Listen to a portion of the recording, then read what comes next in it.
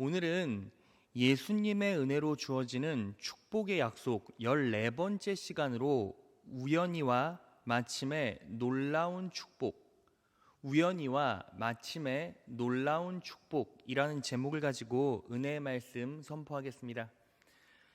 여러분, 오늘 본문 말씀은 룻기입니다. 우리가 너무나 잘 아는 말씀이죠. 특별히 우리가 룻기에 대해서는 많은 설교를 들었습니다.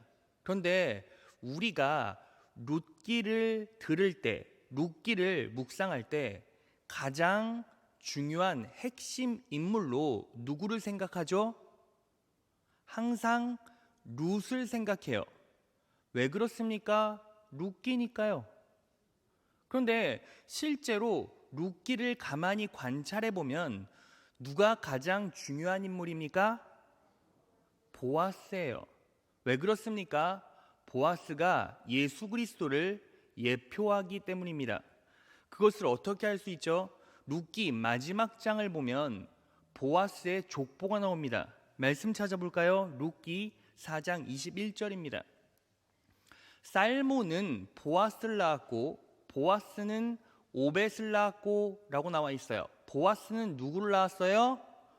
오벳을 낳았죠. 그러니까 보아스의 열매가 오벳이라는 거예요.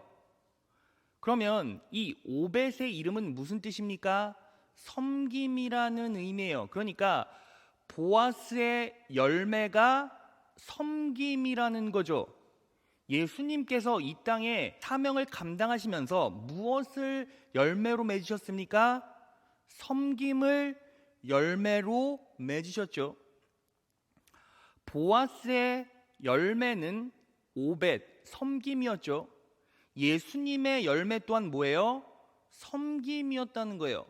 마태복음 20장 28절을 보면 이렇게 나와 있죠. 인자가 온 것은 섬김을 받으려 함이 아니라 도리어 섬기려 하고 섬기기 위해 이 땅에 오셨다는 것. 예수님의 사역의 열매는 섬김이었다는 거예요. 이 섬김은 헬라어로 자발적 봉사, 대가 없는 헌신을 말하죠. 자발적 봉사, 대가 없는 헌신이 뭐예요? 은혜잖아요. 그러니까 예수님께서는 이 땅에 섬기러 오셨다. 은혜를 베풀러 오셨다는 겁니다. 믿으시는 분 아멘. 자, 그런데 그 은혜의 실체가 뭐죠? 살아있는 자에게 주시는 은혜와 죽은 자를 위한 은혜라는 거예요. 말씀 찾아볼까요? 마태복음 9장 35절입니다. 예수께서 모든 성과 촌에 두루 다니사 저희 회당에서 가르치시며 천국 복음을 전파하시며 모든 병과 모든 약한 것을 고치시니라. 산자를 위한 은혜, 섬김이 뭐였어요? 가르치셨고 전파하셨고 고치셨어요. 자, 그러면 죽은 자를 위한 은혜는 무엇입니까? 고린도전서 15장 22절 다 같이 한번 읽어볼까요? 시작. 아담 안에서 모든 사람이 죽은 것 같이 그리스도 예수 안에서 모든 사람이 삶을 얻으리라. 아담 안에서 모든 사람이 죽은 것 같이 우리는 아담 안에서 전부 다 죽은 자였죠. 그런데 죽은 자를 위한 어떤 은혜를 베풀어 주셨죠? 그리스도 안에서 모든 사람이 삶을 얻었어요. 그러니까 죽은 자를 위한 은혜는 무엇입니까? 십자가의 은혜예요. 산 자를 위한 은혜, 가전고, 죽은 자를 위한 은혜, 십자가. 그래서 예수님께서 이 땅에 오셔서 섬겨주셨습니다. 은혜를 베풀어 주셨습니다. 두 가지 은혜, 죽은 자, 산 자를 위한 은혜라는 거예요. 자, 그런데 룻기에서 보아스를 어떻게 설명하고 있습니까? 자, 오늘 본문 말씀 룻기 2장 20절 상반절을 보면 이렇게 나와 있어요. 나오미가 자기 며느리에게 이르되 그가 여호와로부터 복받기를 원하노라. 그가 살아있는 자와 죽은 자에게 은혜 베풀기를 그치지 아니하도다 하고 라고 말하고 있죠. 보아스가요 은혜를 베풀었는데 누구에게 어떤 은혜를 베풀었어요? 살아있는 자와 죽은 자에게 그치지 않는 은혜를 베풀었다라는 겁니다. 그러니까 이 보아스는 결국 누구를 예표해요? 예수 그리스도를 예표한다는 겁니다. 믿으시는 분 아멘? 이해가시는 분 아멘? 자, 그러면 이 보아스가요, 누구에게 불강력적이고 완전한 은혜를 베풀었죠? 룻에게 은혜를 베풀었잖아요. 자, 그런데 이 룻은 누구를 상징합니까? 바로 우리를 상징하죠. 그래서 우리가 룻의 인생을 배우고 룻의 태도를 배우면 우리도 마찬가지로 보아스가 베풀었던 은혜를 똑같이 예수님을 통해 누리게 된다는 겁니다. 믿으시는 분 아멘? 자, 그래서 룻기 전체를 살펴보면 보아스가 룻에게 예수님이 우리에게 베풀어 주신 은혜를 추적해 갈 수 있어요. 그래서 오늘은 그 은혜를 알아보고 나누는 시간을 갖겠습니다. 이 말씀을 잘 새기시고 기억하셔서 룻이 누린 이 놀라운 축복, 은혜를 똑같이 누리시는 성도 되시기를 진심으로 축원합니다. 자, 여러분, 룻기 전체를 통해서 우리가 배울 수 있는 은혜, 말씀의 진리는 4가지예요. 그런데 이 4가지를 전부 살펴볼 수가 없어요. 그래서 오늘은 2가지만 살펴보고 다음 주에 2가지를 더 살펴보겠습니다. 자, 바로 들어가겠습니다. 첫째, 다 같이 읽겠습니다. 시작. 어떤 상황에서도 은혜의 자리를 지키십시오. 그럴 때 놀라운 축복과 풍년이 찾아옵니다. 어떤 상황에서도 은혜의 자리를 지키십시오. 그럴 때 놀라운 축복과 풍년이 찾아온다는 겁니다. 여러분, 룻기 전체를 관찰해 보면 영적으로 육적으로 대비되는 2사람이 나와요. 바로 룻과 그의 시아버지 엘리멜렉이에요. 룻은 은혜를 기대하고 갈망하는 사람이었고 엘리멜렉은 자기 욕망 따라 살다가 망한 인생입니다. 자, 그러면 엘리멜렉이 그런 인생을 살았다라는 걸 어떻게 알 수 있습니까? 자, 룻기의 배경을 살펴봐야 돼요. 룻기 1장 1절 하반절을 보겠습니다. 다 같이 한번 읽어볼까요? 시작. 그 땅에 흉년이 드니라. 유다 베들레헴의 한 사람이 그 아내와 2 아들을 데리고 모압 지방에 가서 우거하였는데, 그 땅에 흉년이 들었어요. 여기서 그 땅이라 함은 유다 베들레헴이겠죠. 유다 베들레헴의 한 사람이, 여기서 한 사람은 룻의 시아버지 엘리멜렉이에요. 엘리멜렉이 그 아내 나오미와 2 아들 말론과 기럐을 데리고 모압 지방 이방 땅에 가서 우거하였는데 라고 나와 있어요. 자, 여러분, 그러면 여기서 우리가 직관적으로 2가지 질문을 정확하게 던지고 그 답을 알아야 합니다. 왜 유다 베들레헴 땅에 흉년이 들었을까요? 이걸 우리가 하나 알아야 되고, 왜 엘리멜렉의 가족들은 베들레헴을 떠나 이방 땅 모압 땅으로 갔을까요? 이걸 알아야 돼요. 여러분, 베들레헴은 어떤 땅이었습니까? 베들레헴이라는 말의 뜻은요, 베트, 집이라는 뜻이고 램, 떡이라는 뜻이에요. 그러니까 베들레헴은 떡집이라는 뜻입니다. 베들레헴이라는 땅 자체가 떡이 넘치는 땅, 축복의 땅, 은혜의 땅이었어요.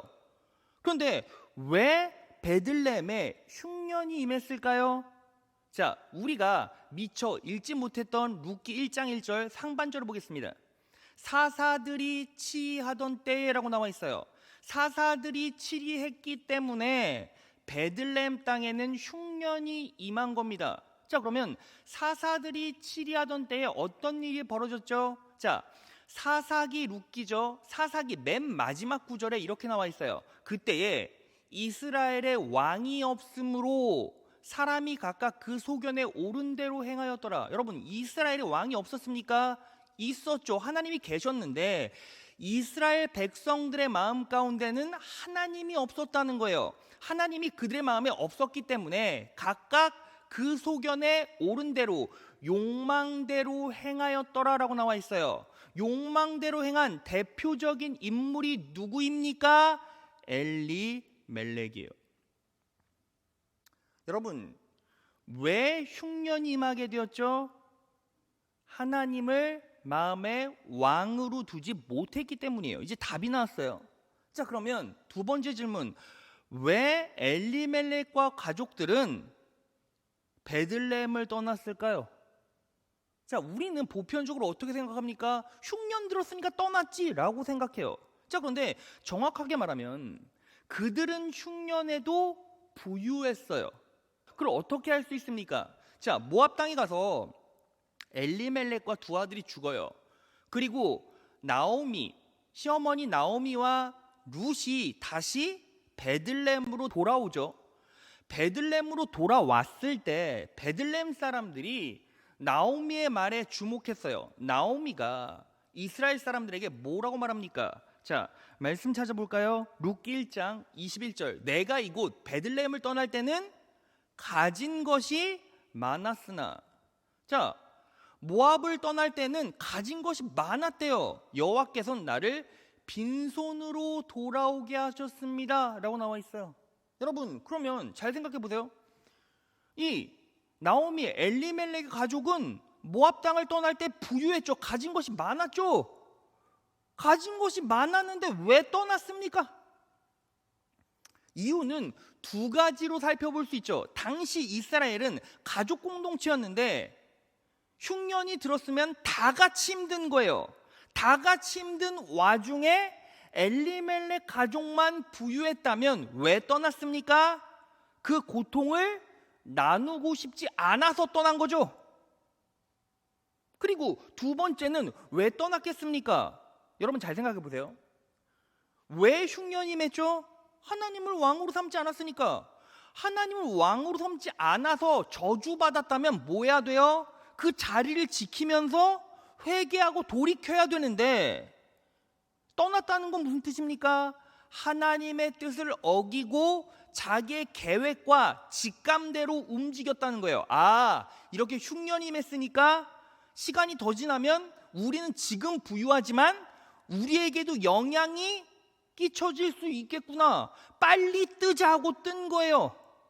그러니까 엘리멜렉이 베들레헴을 버리고 떠난 이유, 첫 번째, 공동체 안에서 고난을 함께 나누고 싶지 않아서. 두 번째, 내 욕망 때문에 내 직관적으로 내 계획 따라 하나님의 뜻을 어기고 떠나간 거예요. 여러분, 그래서 결국 어떻게 되었습니까? 모압 땅에서 엘리멜렉도 죽고 두 아들도 다 죽었어요. 그래서 여러분 분명히 인식하셔야 됩니다. 하나님의 자녀라 할지라도 결국 하나님의 뜻을 어기고 자기 마음대로 떠나고 공동체의 고통을 함께 질 마음이 없는 사람들은 결국 어떻게 됩니까? 그 결과가 좋지가 않아요. 그걸 어떻게 할 수 있습니까? 이 엘리멜렉과 두 자녀의 이름 가운데 분명히 상징으로 새겨져 있습니다. 자, 이름 속에 숨겨진 이중적인 인생의 결과를 볼게요. 자, 엘리멜렉의 이름의 뜻은 뭐예요? 하나님은 나의 왕이십니다. 엘리멜렉은 태어나면서부터 그 정체성이 어땠어요? 하나님은 나의 왕이시래요. 그런데 정체성은 이스라엘 백성, 하나님의 자녀였는데 어때요? 실제로 하나님이 나의 왕이 아니셨기 때문에 그 땅 떠난 거죠. 그래서 어떻게 되었습니까? 자신도 죽어버렸고 두 아들, 말론이라는 이름이 뭐예요? 병든, 병약한. 기료는 낭비란 뜻이에요. 아들은 병들고 낭비돼서 누수돼서 죽었다는 거죠. 여러분, 여기서 우리가 무엇을 할 수 있습니까? 결국 하나님의 뜻이 분명히 있고 하나님의 뜻에 따라 인생 계획을 세워놓고 그 길을 따라가야 합니다. 그래야 은혜의 길, 능력의 길, 형통의 길로 갈 수 있습니다. 믿으십니까? 그리고 또 하나, 여러분 이 자리가 어떤 자리죠? 여러분들이 어떤 자리에 위치해 있습니까? 공동체라는 이 무리 안에서 희노애락, 동거동락하라고 하나님께서 여러분들을 뿌리내리게 하셨다는 거예요. 자, 그런데 공동체가 힘들고 어려울 때가 분명히 있습니다. 공동체가 힘들고 어려운 때가 분명히 있는데 그때 그 어려움을 나누지 않고 더 잘 먹고 잘 살려고 자리를 뜨는 순간 하나님께서 그 인생을 외면해 버리신다는 거예요. 여러분, 제가요 아는 목사님이 미국에서 목회를 하셨어요. 근데 정말 한국에서 탁월하게 목회 잘하시고 유학 가셔서 이제 개척을 하셨는데 그 공동체가요 무럭무럭 성장하기 시작했습니다. 처음에는 두세 명 가족들이 예배로 시작했다가 5명, 10명, 30명, 50명이 됐어요. 근데 개척 공동체를 꾸리다 보니까 가정 안에서 예배를 드렸습니다. 처음에는 방에서 예배를 드리다가 거실로 나왔어요. 그리고 거실이 꽉꽉 차니까 부엌까지 사람들이 앉았습니다. 그렇게 30명, 40명, 50명이 됐는데 이제 딱 50명이 되니까 집안에 앉을 자리가 없는 거예요. 그래서 목사님이 결단하셨어요. 성도 여러분, 이제 성도들이 몇 명만 더 와도 현관문 열어야 되고 주변에서 컴플레인이 많이 들어오니까 이제 새 성전을 건축합시다. 근데 실제로 어떤 일이 벌어진지 아십니까? 성도들이요 난감해하는 거예요. 왜요? 물질 때문에요. 헌금하기 싫으니까. 그런데 계속 좁은 거예요. 좁으니까 말 나오고 불만이 터져 나오고 성전 짓기는 싫고 그 사이에서 목사님이 너무 고통받다가 결국에는 이렇게 말했어요. 우리 그러지 말고 금식하면서 기도해 봅시다. 하나님의 뜻을 찾아봅시다. 하나님께서 성전 짓지 말라고 하시면 안 짓겠습니다. 여러분들도 하루에 한 끼라도 금식하면서 하나님의 뜻을 구해 보십시오. 하나님께서 원하시는 게 뭔지. 그리고 나서 한 달을 기도했어요. 한 달을 기도하는데 하나님께서 그 목사님에게는 더 큰 마음을 주세요. 새 성전을 올려라. 근데 성도들도요 기도해보고 말씀 듣고 기도해보면 뻔히 다 알죠. 여러분 개인 가정에서 50명이 어떻게 예배를 드려요? 그리고 새 가족은 계속 오는데 하나님께서 기름 부어주셔서 사람들은 늘어난대. 그러니까 성전을 져야 되는 건 당연한 하나님의 뜻인데 성도들이 무서우니까 두려우니까 결국에는 목사님 기도해 봤는데 하나님께서 새 성전을 지으시라는 마음을 안 주시는 것 같아요. 실제로 그 공동체 안에서 몇 명의 성도들이 담합을 해서요 결국에는 성전은 못 짓게 되었어요. 근데 성전을 못 짓게 됐으면 그냥 그렇게 예배하면서 부흥을 갈망하고 꿈꾸면 되잖아요. 그런데 성전을 못 졌는데 성도들끼리 또 싸움이 난 거예요. 그래서 결국 어떻게 되었습니까? 결국 그 공동체 자체가 와해됐어요.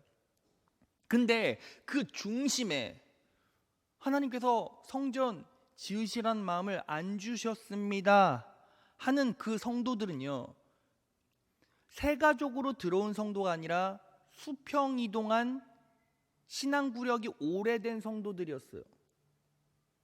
근데 결론은 어떻게 된지 아십니까? 그 목사님은 미국의 아주 건강하고 튼실한 작은 교회지만 튼실한 교회에 청빙 가셨고 그리고 새 가족들은 따라가고 나머지 분들은 그 공동체에서 떠나가고 와야 됐어요. 제가 유학 시절에 만났는데 그 목사님께 여쭤봤어요. 그 성도들 어떻게 됐냐고. 그랬더니 부부는 이단에 빠져서 헤어나오지를 못하고 부부는 가난한 성도라고 하죠. 이 교회도 저 교회도 정착하지 못하고 신앙을 잃어버렸대요. 여러분 결국에는요 하나님의 뜻이 무엇이었을까요? 성전 건축이었겠죠. 그런데 하나님의 뜻이 분명히 표지로 마음 가운데 심장 가운데 쾅하고 박혔음에도 불구하고 어때요? 그 뜻에 순종하지 않았죠. 왜요? 자신의 욕망 때문에 공동체 안에서 고통을 나누고 싶지 않아서. 그래서 그렇게 박차고 나간 인생들은 전부 다 무너지게 되었고 그래도 목사님을 따랐던 성도들은 청빙받은 곳에 안정적으로 다시 신앙생활을 하기 시작했어요. 여러분 엘리멜렉이 왜 저주받고 가문이 풍비박산났습니까? 공동체 은혜의 땅이었던 이 베들레헴에 흉년이 오고 힘든 일이 있으면 하나님의 뜻을 구하고 하나님의 뜻이 이런 거라는 걸 알았다면 그 말씀에 순종하고 기도하고 헤쳐나가야 했었겠죠. 그런데 이 엘리멜렉은 어때요? 하나님의 뜻이 무엇인지 분명히 알았을 거예요. 그럼에도 불구하고 공동체에 아픔을 나누기 싫었겠죠. 그래서 어떻게 되었습니까? 결국은 이방 땅으로 가서 본인도 죽고 아들 둘도 전부 다 죽게 되었어요. 그런데 베들레헴에서 자리를 지킨, 은혜의 자리를 지킨 성도들은 결국 어떻게 되었습니까? 자, 나오미가요 룻과 함께 다시 돌아올 때 어떤 소문을 듣게 됩니까? 룻기 1장 6절이에요. 그로부터 얼마 후에 나오미는 여호와께서 자기 백성을 축복하여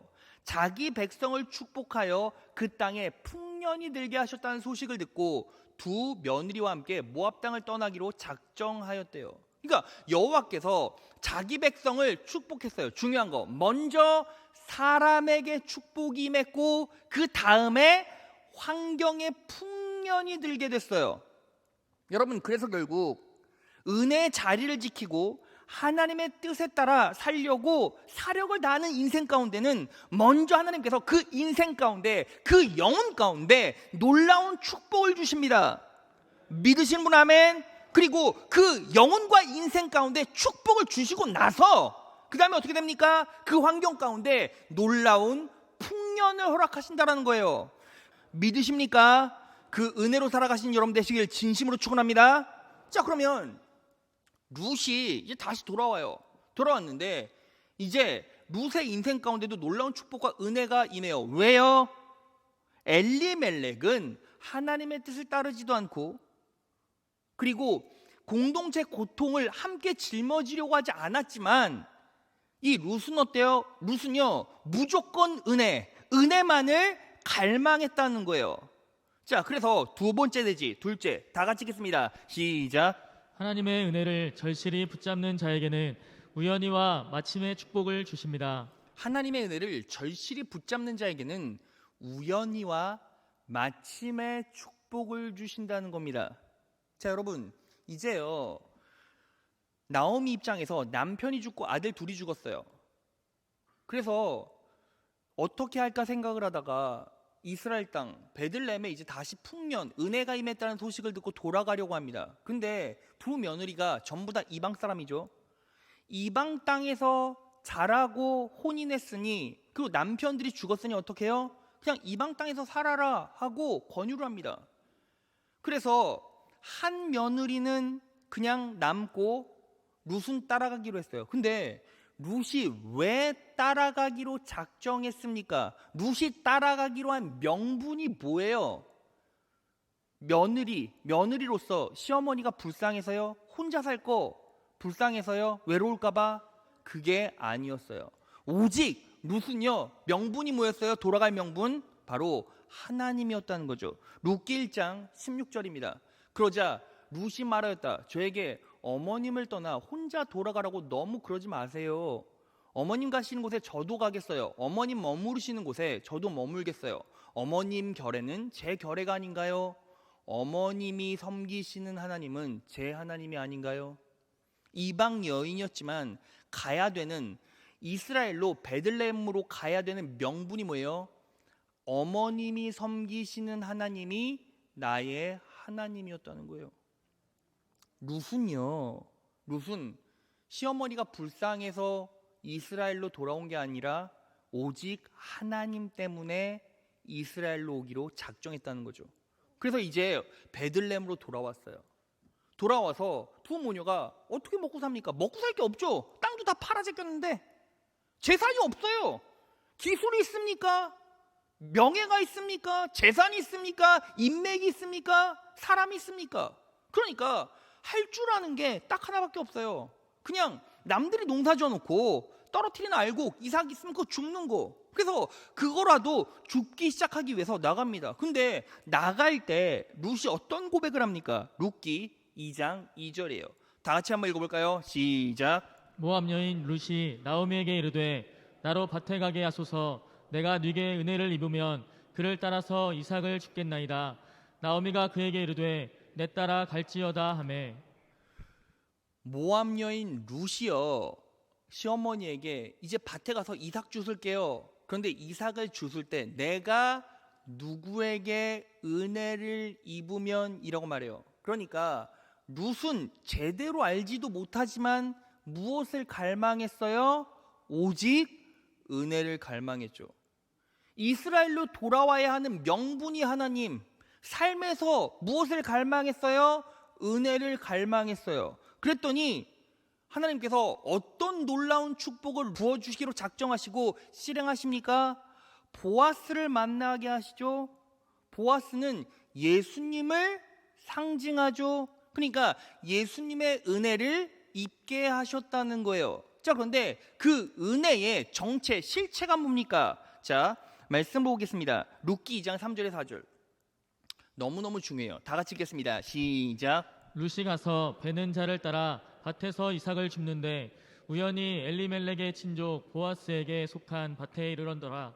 마침 보아스가 베들레헴에서부터 와서, 자, 이제요, 룻이 밭에 이삭을 주스러 갔는데 우연히 엘리멜렉의 친족 보아스에게 속한 밭에 이르렀어요. 우연히 밭에 이르렀는데 마침 보아스가 왔어요. 이게 뭐예요? 우연히 마침의 축복이죠. 여러분, 이런 시나리오 많이 들어봤죠? 많이 봤죠? 어디서 많이 봤습니까? 드라마에서 많이 봤잖아요. 이게 뭐예요? 드라마틱한 은혜예요. 여러분, 항상 드라마 보면 여주인공이 어때요? 지지도 못 살아, 가난해, 죽을 것 같아. 죽기 싫은데 어떻게든 일은 해야 되니까 직장에 가요. 직장에 갔는데 마침 그 회사 사장이랑 꽝하고 부딪혀. 마침 그 회사 사장이랑 부딪혀. 근데 그 회사 사장이 진짜 잘생겼어. 알고 보면 그 회사 회장 아들이야. 여러분, 놀랍지 않습니까? 그냥 드라마예요.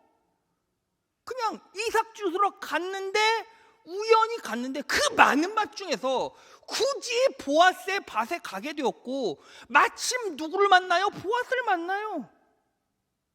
여러분, 이게요, 그냥 우리가 생각하면 우리가 느끼기엔 드라마인데 하나님의 은혜는 실제로 이렇게 임한다는 거예요. 믿으십니까?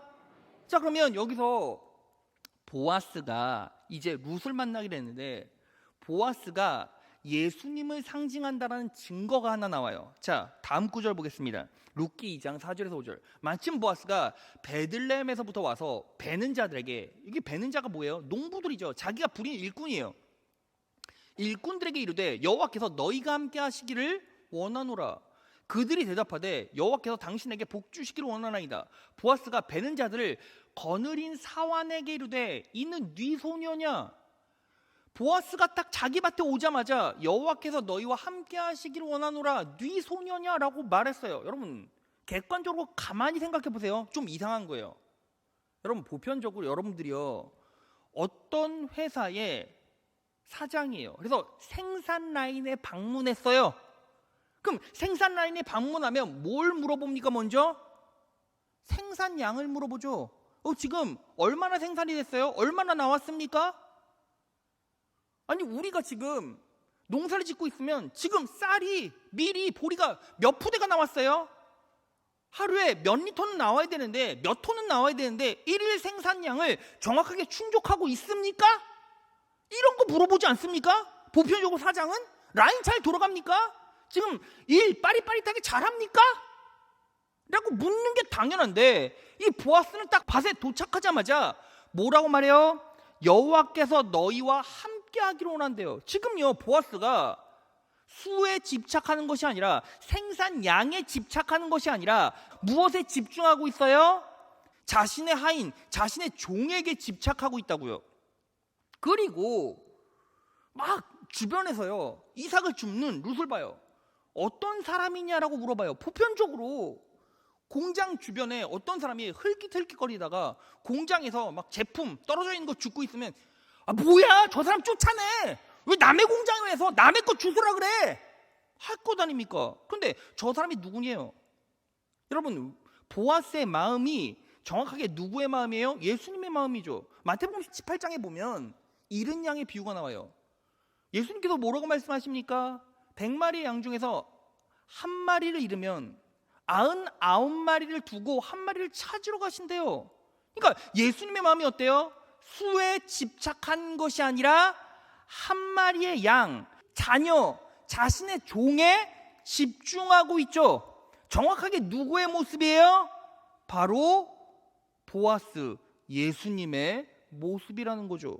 이렇게 루시어 하나님을 명분 삼아 은혜를 갈망할 때 결국 예수님께서는 보아스는 어떤 은혜를 베풀었습니까? 우연히 마침에 은혜를 주셔서 이제 밭에 나오게 하신 거예요. 그리고 실제적으로 어떤 은혜가 이제 룻에게 막 부어집니까? 자, 세 가지 은혜가 있어요. 자, 첫 번째, 축복의 일터를 허락하셨어요. 자, 룻기 2장 8절에 현대인 성경 보면 이렇게 나와 있죠. 보아스가 룻에게 가서 말했다. 내 말을 듣게 이삭을 주러 다른 밭으로 가지 말고 여기서 이삭을 줍도록 하게 다른 곳에 가지 말라라는 거예요. 결국 룻은요, 보아스 때문에 어떤 은혜를 입게 되었습니까? 축복의 일터를 확보했다는 거예요. 여러분, 예수님을 온전히 의지하면, 예수님의 은혜를 온전히 갈망하면 결국 살아낼 수 있도록, 그리고 살아서 일할 수 있도록 그 터전을 누가 만들어 주십니까? 예수님께서 만들어 주십니다. 믿으시는 분 아멘? 믿으시는 분 아멘? 자, 그리고 두 번째, 어떤 축복입니까? 둘째, 일할 때 지혜를 주시고 보호해 주시며 공급해 주세요. 자, 룻기 2장 9절을 보면 보아스가 룻에게 이렇게 말합니다. 우리 일꾼들이 곡식을 거두는 밭에서 눈길을 돌리지 말고 여자들의 뒤를 따라다니면서 이삭을 줍도록 하시오. 눈길을 돌리지 말고 여자들의 뒤를 따라서 이삭을 줍도록 하시오. 지금 뭐 하는 거예요? 방법을 알려주시죠. 일할 수 있는 방법을 알려주시죠. 젊은 남자 일꾼들에게는 댁을 건드리지 말라고 단단히 일러두겠소. 여러분, 당시에 이방 여인들은 어때요?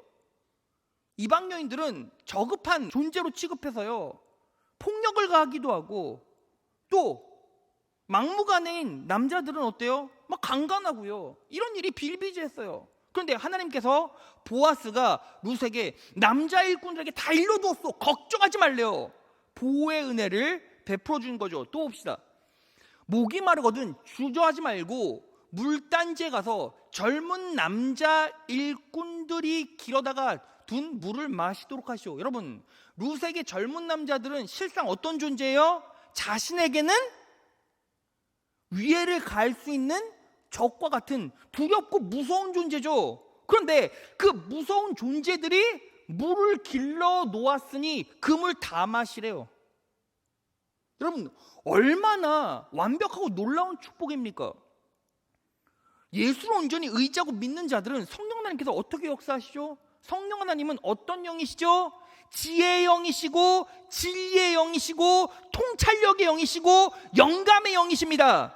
믿으십니까? 그래서 예수님 따라 살겠다, 예수님의 뜻에 정확하게 부합되는 인생 살아가겠습니다 고백하고 어떤 상황에서도 하나님 나라의 고통을 함께 짊어지고 나가는 자들, 은혜를 갈망하고 그분을 내 인생의 명분 삼아 살아가는 자들에게는 어떻게 역사하십니까? 하나님께서 철저하게 보호해 주시고, 또 어떻게 해요? 상황마다 어떻게 해야 될지 지혜를 주시고 지식을 주시고 영감을 주세요. 그리고 심지어는 나에게 적이 될 수 있는 인생들을 통해서도 공급하신다는 거예요. 어떤 상황에서도, 어떤 환경 가운데서도, 어떤 기가 막힌 환경 가운데서도, 말도 안 되는 상황 가운데서도 어떻게 해요? 끝까지 책임져 주시고 은혜 베풀어 주셔서 결국에는 승리케 도와주신다는 겁니다. 믿으십니까? 자, 그리고 또 마지막 어떤 축복을 주십니까? 자, 든든한 배경이 되어주시고 내 노력보다 더 큰 은혜를 지속적으로 부어주십니다. 내 노력보다 더 큰 은혜를 지속적으로 부어주신대요. 자, 룻기 2장 15절에서 16절을 보면 룻이 이삭을 주우러 가려고 일어서자 보아스가 젊은 남자 일꾼들에게 일렀다. 저 여인이 이삭을 줄 때는 곡식단 사이에서도 줍도록 하게. 자네들은 저 여인을 괴롭히지 말게. 그를 나무라지 말고 오히려 단에서 조금씩 이삭을 뽑아 흘려서 그 여인이 줍도록 해주게. 이게 무슨 뜻입니까? 룻은요 열심히 일하지만 노력한 것보다 더 큰 축복과 은혜를 막 누리게 되죠. 왜요? 남자들이 이삭을 막 뽑아서 버리니까. 그냥 자기는 공짜로 죽기만 하고 채워 넣기만 하면 다 누릴 수 있다는 거예요. 믿으시는 분 아멘? 여러분, 그래서요 예수님의 은혜를 온전히 인식하고 그 은혜를 기대하고 갈망하며 그 은혜대로 살아가는 인생 가운데서는 우리 예수님의 놀라운 은혜가 임해서 때마다 시마다 놀랍게 보호해 주시고 축복해 주시고, 그리고 살아갈 수 있는 방법과 지혜와 지식을 허락해 주시고, 또 나아가서는 내 노력이 헛된 노력이 되지 않도록, 아니 내 노력보다 더 큰 열매를 부어 주신다는 겁니다. 믿으시는 분 아멘? 여러분, 제가요 정말 막역하게 아는 목사님 한 분이 계셨어요.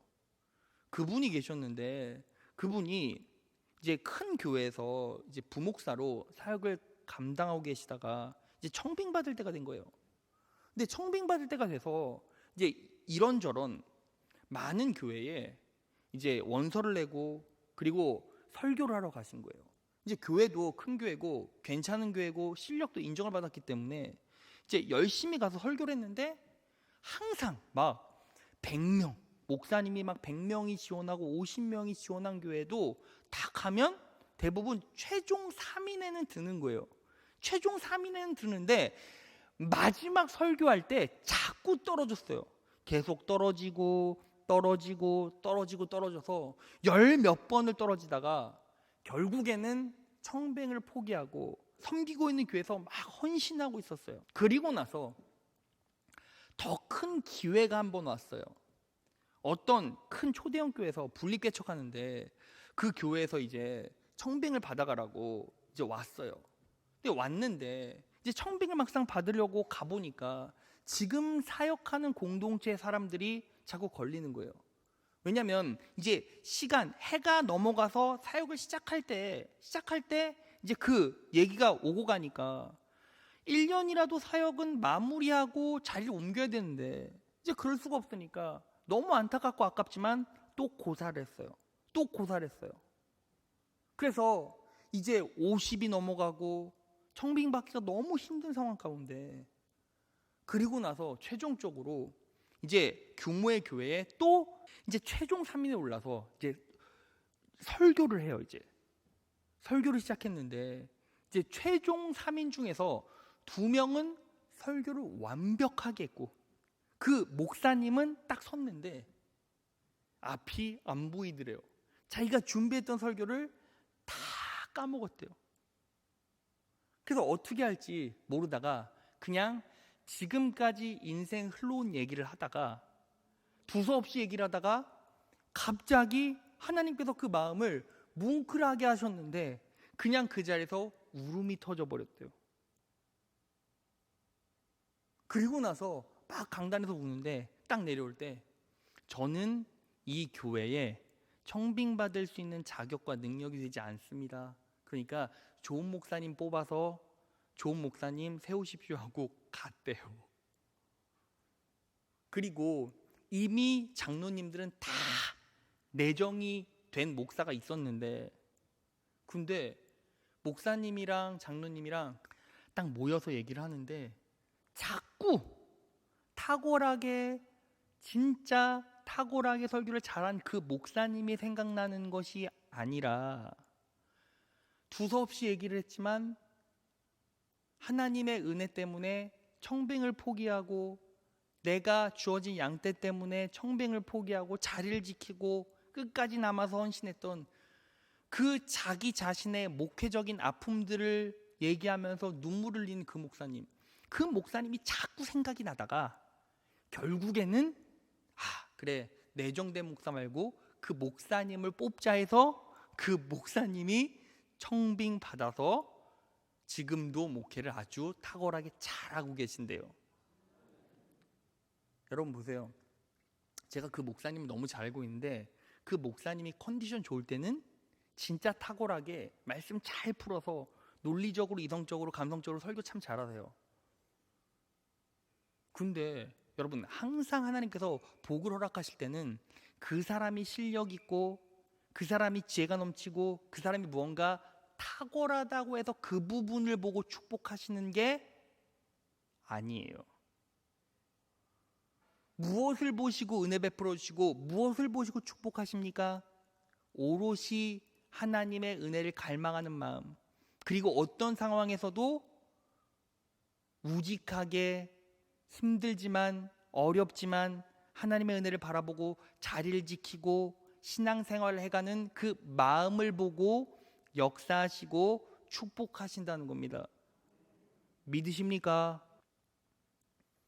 여러분, 제가요 실제로 우리 교회에서 청년부를 맡으면서 겪었던 일이 있어요.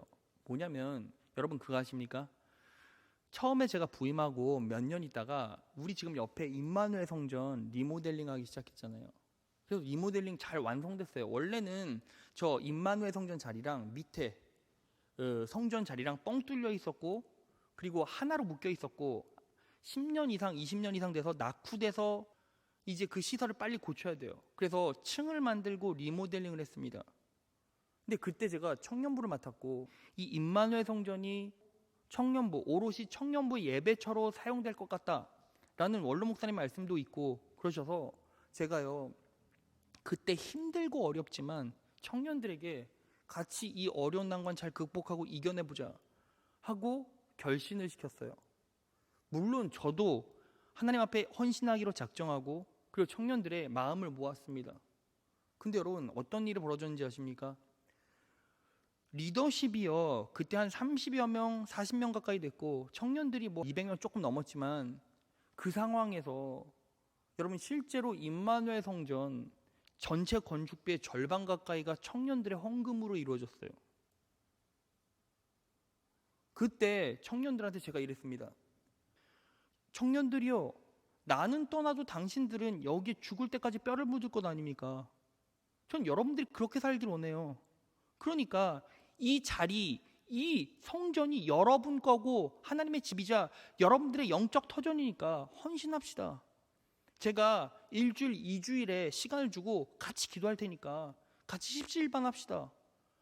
근데 여러분 그 리더십들 한 3, 40명 되는 청년들이요 결신해서 그때 자신의 직장 월급, 자신의 헌금, 자신의 용돈 다 털어서 하나님께 올려드렸어요.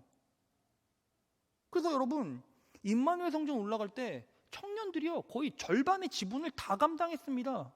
그리고 그때 헌신했던 청년들이요 지금 젊은 부 되고 집사 돼서 지금 예배에 헌신하고 또 일꾼으로 다 세워져 있어요. 지금 그때 헌신했던 청년들이 지금 공동체의 핵심으로 성장해 가고 있다는 거죠. 그리고 그들의 인생 가운데 하나님께서 놀랍게 축복해 주시고 은혜 베풀어 주셔서 결국에는 흔들리지 않는 믿음으로 지금도 공동체를, 청년 공동체를 건강하게 세워가고 있고 그때 헌신했던 지체들이 지금 청년 공동체를 지금까지 이끌어가고 있어요. 여러분 지금 제가요 강단 올라가기 전에 인터넷에서 자료들을 찾아봤어요.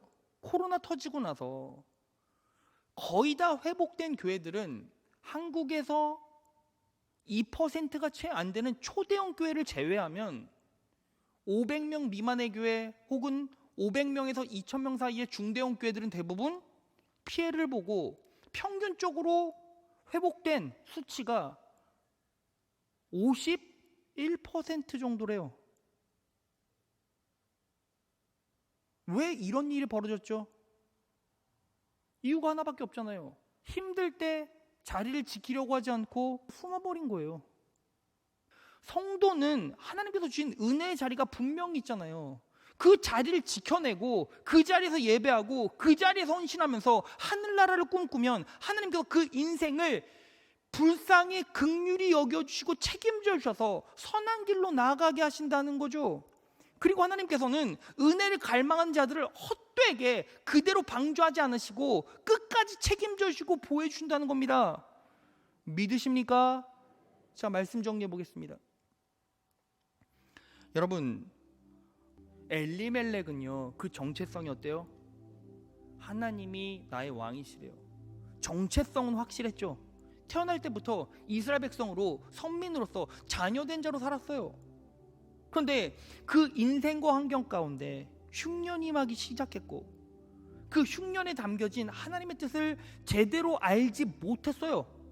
그리고 자기 욕망대로 살고, 자기 마음대로 살기 위해서 은혜의 자리를 이탈하고, 자기 사제를 팔아서 은혜 터전을 떠나가 버렸죠.